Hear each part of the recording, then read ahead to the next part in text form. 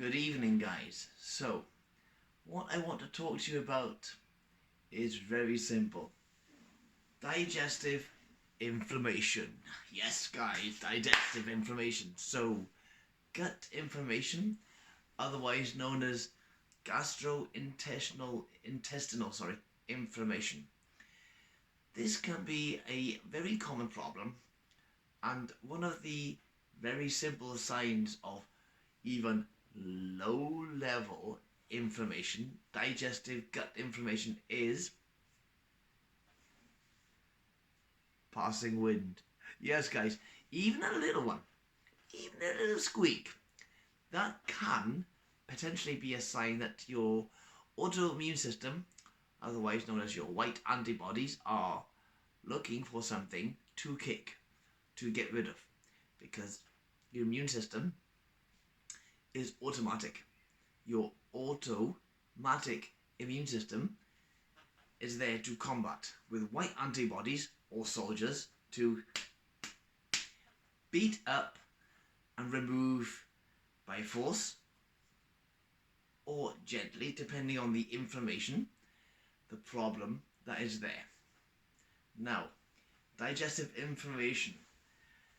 How can it be described? Or shall we look at a few signs and symptoms of it before we go any further? Now, quite simply, right? Digestive and gut inflammation. Signs and potential symptoms. Now, before we go any further, disclaimer, I am not a doctor, I'm a nutrition coach and personal trainer. Just putting out information for my followers. But with that going forward, we have bloating. When your stomach is overextended, but it's not because you're hungry, you've got too much trapped wind, which has to come out in a form of going to the toilet a lot or not, depending, but you will have to pass wind because your body is just got too much trapped air in it. Not healthy, because that can lead to other problems, shall we say. Abdominal pain, cramping, or discomfort. Diarrhea or constipation. Basically, you can't go to the toilet or you can't stop going to the toilet. Gas, passing wind. Fatigue. Tiredness. Did you know that tiredness and fatigue are actually signs and symptoms of that as well? Oh, who knew, right, guys? Who knew? Yes. Brain fog. When you can't think clearly, your brain's mushy. Duh. Skin issues, acne, and potentially eczema. And food sensitivities. Yes, guys, if you are sensitive, you have caused or potentially caused an autoimmune reaction with your body. So, with that, how do we go forward combating such a thing? And also, what are the common causes? So before we go into the foods, which always help, some of the commonal commonal causes of gut inflammation are: looking at your diet, digestive problems such as caused by processed foods. Basically, if your food has got more than 4 or 5 ingredients in it, don't eat it, or try not to eat it if you can so avoid it, depending on your budget. Although personally I think that's a little bit of a cop-out, because you can eat healthy on a budget. Trust me, I've done it and I continue to do so. So highly processed foods or processed foods. High sugar, high fructose corn syrup in America and other nations. Too much alcohol. Your ABV is going to cause a problem at some point. Too much of one thing is not good. Moderation, please. Food additives. So, E numbers, D numbers, F numbers, whatever numbers they are, letter-wise, right? E numbers, E4, E45, whatever the number is, right? E27, 26. They are red. There are red colours, there are red dyes, blue dyes. These are E numbers and other letters in there. If you've got those in your food,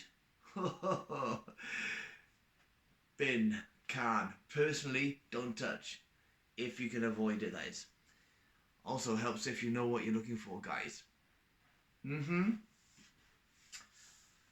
Other causes of gut or gastrointestinal inflammation. Bacteria. Salmonella and E. coli.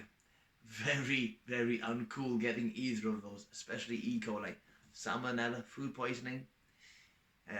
Otherwise known as severe diarrhea, I believe. Viral or parasitic infections. Now, not that common, but they can happen, right? Yeah, parasitic infections from flies, mosquitoes. Viral ones, to my knowledge, and I've had one once, I believe, was from water. Yes. Be careful where you get water. Make sure it's clean, guys, when you're drinking it, please. Don't want parasites or infections. Other potential problems creating gut inflammation. Chrones disease, wheat intolerance, anti-gluten intolerance, ulcerative colitis, and celiac disease. Not a nice one. And then finally, but not last, your environment can cause you to get stressed. So guys, yes, cortisol is one of the biggest triggers of, in my opinion, of low-level gastrointestinal inflammation. If you have low level, because you or if you are stressed, if you are working in a stressed environment, you're not relaxing, you drink too much caffeine, Red Bull, your environment can actually work against your body and you can get autoimmune responses, conditions, potentially metabolic diseases following because of that. So with that, guys, the foods to eat, right? Simple. We've got leafy green foods, spinach, you've got your brassicas, cabbage, leafy greens. It's that simple. That includes herbs as well, guys. Oily fish, not pan fried, in the oven roasted, preferably, pre-cooked possibly, but yes, salmon, haddock, herring, mackerel, also very good for the brain. Berries, and a variety of fruits such as figs and dates. So, it's that simple, guys. Right, if this video has been a blessing to you, what I want you to do is show some love.